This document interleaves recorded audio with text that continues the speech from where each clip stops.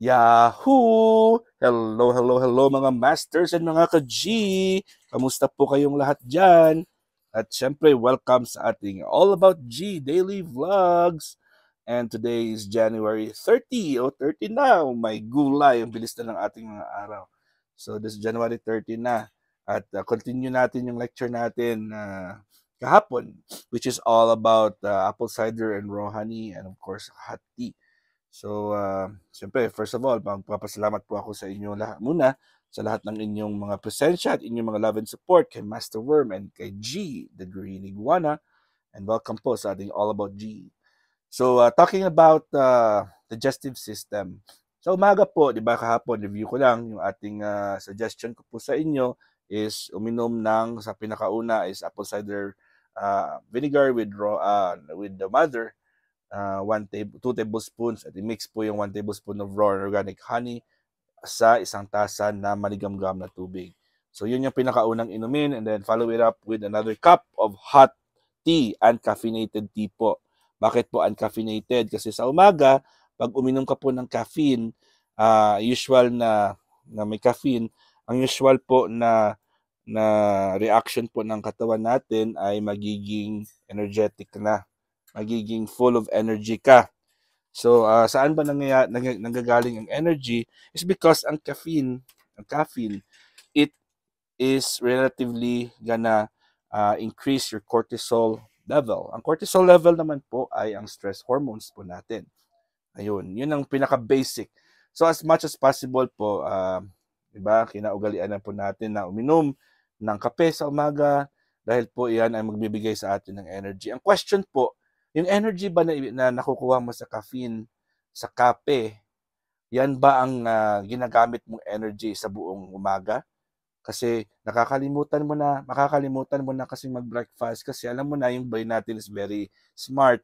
Alam na ng brain natin, ay may energy na po ako, hindi ayaw ko nang kumain, busog na po ako. So, as you do that for years and years, nade-develop ka na ng habit na hindi kumakain sa umaga. So tandaan po natin, yung umaga is very important kasi katanungin kita, anong oras ka ba kumain ng dinner mo kagabi? So 'di ba yung dinner, kung magfa-follow ka talaga ng proper time, kung kailan ang the best time kumain ng dinner, as much as possible, after 8, wala na pong kakainin. Kasi bakit? 10 o'clock po tayo dapat matutulog. Dapat meron tayong at least 2 hours na gap between sa last meal mo at ang paghiga mo. 2 hours yung gap. Bakit po 2 hours? Kasi kailangan po nakatayo ka pa o nakaupo ka pa o gumagalaw ka pa bago ka humiga kasi pag may pagkain yung tiyan mo, yung gravity ay nakakatulong din sa paggalaw ng pagkain sa loob ng ating mga bituka. So may malaking factor po yan.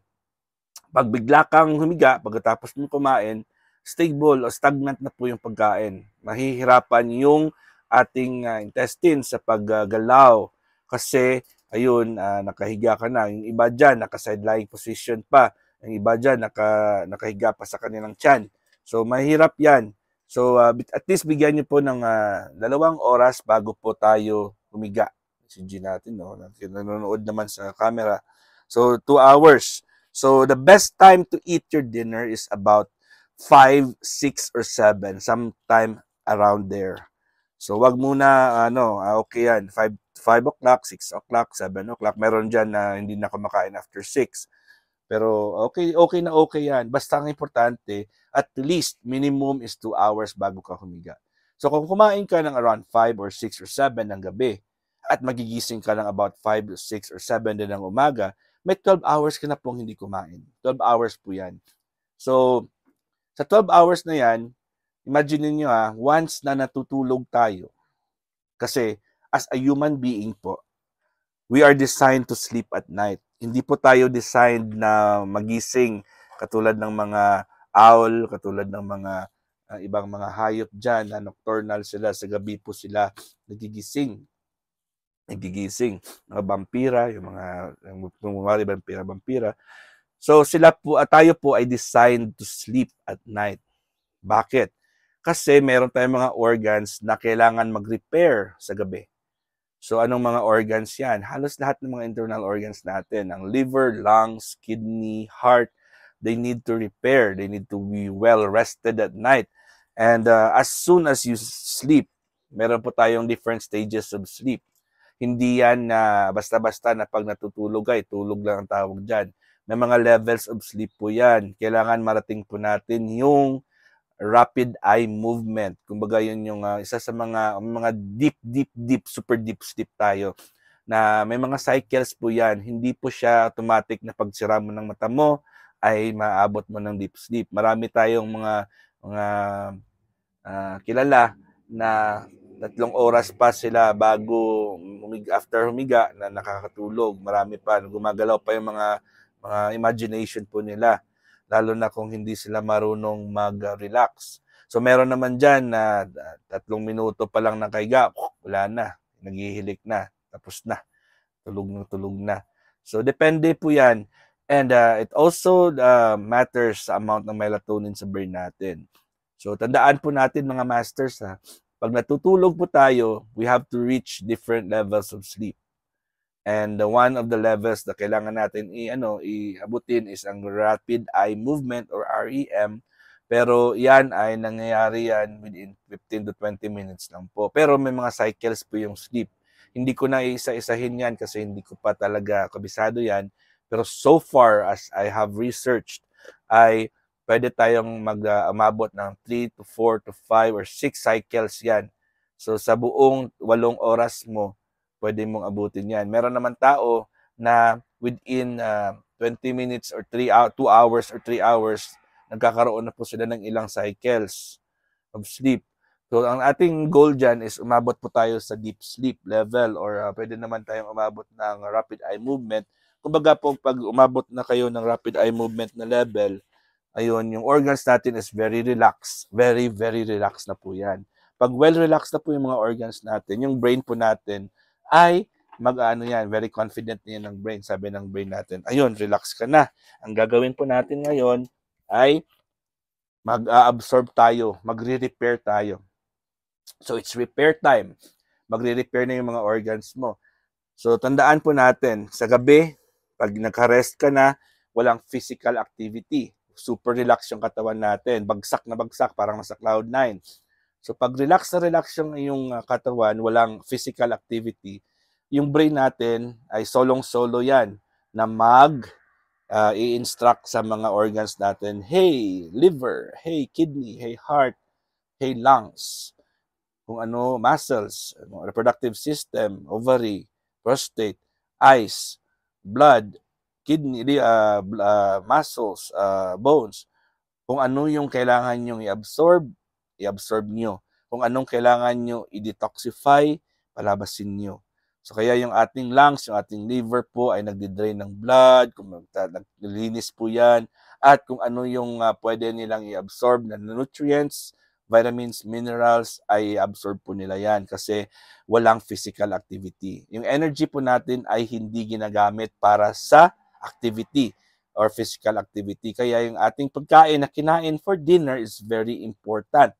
Tandaan po ninyo, yung dinner na kinain po natin, so after kung kumain ka ng 5, 6, or 7, bigyan mo yan ng mga 4 na oras, mga about 11 or 12, ayun na yan, semi-digested na yan or metabolized. So may mga nutrients na po dyan na pwedeng i-absorb, di ba? May mga pwede na siyang i-absorb dyan. Pero hindi siya totally na ma-absorb kasi pag kumain ka po ng mga heavy na mga proteins, halimbawa po, ito po isang example po. Pag mahilig ka pong kumain ng red meat or mga lean meat sa gabi, tandaan po ninyo, yung red meat po, it takes 2 to 3 days to digest. So 2 to 3 days to digest. Kaya hindi po siya advisable na malakihang portion at hindi po siya advisable na kainin sa gabi. Kasi pag kumain ka po ng red meat sa gabi, pag natutulog ka, pagkagising mo sa umaga, ang red meat nandyan pa rin yan. Hindi pa yan na-digested. Kaya yung buong gabi, yung brain natin, instead po na magre-relax at magko-command na po siya sa mga organs natin na mag-absorb ng nutrients, yung brain natin po ay magfo-focus, sabi ng brain, blood supply, punta ka sa intestines, sa stomach, doon tayo mag-focus kasi may tatrabahuin po tayo, which is ang red meat or lean meat. So yun, magtatrabaho pa rin yung brain mo kasi buong gabi, ang target niya is meron pang pagkain sa loob ng ating intestines natin or sa tiyan. So kailangan natin tapusin yan, i-digest natin yan yung red meat. Unfortunately po, normally, hindi po yan ma-absorb kasi 2 to 3 days pa, matigas po yan. So, mangyayari, pagkagising mo sa umaga, yung brain mo ay hindi talaga nag-rest. Kaya, feeling pagod po tayo. Parang may hangover, parang kulang na kulang yung tulog mo. Kasi, buong gabi po yung utak mo ay very busy na nagtatrabaho kahit na hindi po yan yung dapat yung gawin. So, if you have a habit of doing that for years and years, hindi mo na binibigyan ng time ang inyong brain para mag-rest, pwedeng-pwede ka po, candidate ka po sa Alzheimer's at dementia at forgetfulness at mga memory gap. Yun, mga ganyan. Kasi bakit? You never give time for your brain to rest at night. And syempre, yung ating mga organs po ay hindi po siya nakakapag-rejuvenate or nakapag-repair dahil po sa oras na kailangan sila mag-repair, yung brain po natin ay busy. Hindi po siya nakafocus para sa repair. And sa mga, unfortunately po, sa mga naka-night shifts at graveyard shifts at sa mga nagigising, katulad natin ng mga vloggers at mga content creators na nagigising pa sa oras na tayo dapat matulog, unfortunately po tayo ay nagkakaroon ng problema sa production ng melatonin. The melatonin is produced by the pineal gland. Sa pineal gland, sa loob ng utak natin yan, sa gitna yan. Siya yung responsible sa pag-produce ng melatonin. And it happens within 10 o'clock to 2 o'clock in the morning. So 10 to 2 in the morning, dapat talaga tulog tayo kasi dyan nagpo-produce ang melatonin. Ang melatonin po is very important for sleep. And of course, ang ating pineal gland is also a very small gland sa ating brain, pero siya po ang nagkokontrol ng ating immune system. Malaki po yung kanyang role sa ating immune system. So, sa mga, sa mga nagpupuyat dyan palagi na araw-araw o dahil po sa trabaho, pag hindi ka pa tulog within 12 or let's say 11 o'clock to 4 o'clock, pag gising ka sa mga ganong oras, unfortunately po, yung brain ay busy sa iyong trabaho, sa iyong pinagkakagigilan, sa iyong ginagawa mo. So, hindi po siya makakapag-ayos kung ano yung dapat niyang gawin. So, yung mga organs natin na supposed to be ay mag-repair at mag-rejuvenate, ay hindi po sila nakakapag tawag dyan, hindi po siya nakapag-repair kasi hindi po nagawa ng brain kasi yung brain ay busy. So suggestion po natin, sleeping time po is 10 to 4 in the morning, 10 to 5 in the morning, yun yung oras. 10 at night, dapat nakahiga na po tayo hanggang 5 tulog tayo. Dapat meron tayong exam, mga around 6 to 8 hours of sleep. Pero meron tayong mga iba dyan na may capacity po sila na ma-reach po nila ang deep sleep in a fast time. So kahit na mag 4 hours or 3 hours yung tulog nila, basta nakakuha sila ng repetitive cycle ng 3 to 4 cycles ng sleep, pwedeng-pwede yan. Pero syempre, as much as possible, 6 to 8 hours po ng sleep. Kasi ako po, pag natutulog po ako, tulog na tulog agad ako. So kahit na 3 oras, 4 na oras na yung tulog ko, pagkagising ko sa umaga, feeling na po ako. As in, naabot ko yung aking cycles. Hindi po ako pagod, hindi po ako naantok. Kasi po, parang feeling ko naabot ko agad yung aking night cycles of sleeps ko. So, yun yung ating suggestion, mga masters. So, kailangan po natin, importante din, kumain po tayo ng dinner at huwag natin skip ang dinner. And pagkagising natin sa umaga, ayun, may tight 12 hours na tayo ng fasting. Kailangan kumain tayo ng breakfast, solid breakfast. And as much as possible, mga masters, solid ang kakainin natin. Huwag tayong mag-depend sa smoothie at sa mga juices dahil kailangan natin ngumuya. Kasi pag ngumuya tayo, ayun, ang digestive system natin ay umaandar yan. Hindi pwedeng hindi natin nguyain ng pagkain. Kasi pag ininumin lang natin yan, 5 to 7 minutes after, wala na yung pagkain. Dadaan lang yan. Ayun, so mga masters, I hope you learned something today. And kita-kits tayo ulit bukas. And ingat po kayo dyan. Love you all. And of course, this is G. And Master Worm, maraming salamat at sa inyong mga love and support. Kita-kits ulit. God is great! Yahoo!